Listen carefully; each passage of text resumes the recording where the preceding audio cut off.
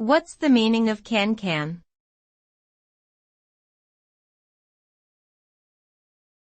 Cancan.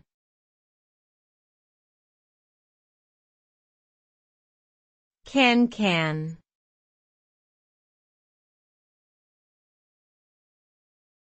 Cancan.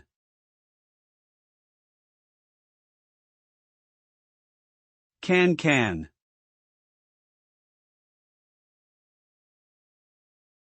Cancan is a lively and high-energy dance that originated in France in the 19th century, often performed in a chorus line. It involves intricate footwork with high leg kicks and leaps, as well as a syncopated rhythm. The dance style became popular in cabarets and music halls and has since been adapted into various forms, including musical theater and film. Cancan dancers wear colorful costumes with layers of ruffled skirts that lift and twirl as they dance, adding to the excitement and spectacle of the performance. Overall, cancan is a dynamic and entertaining dance that continues to captivate audiences worldwide.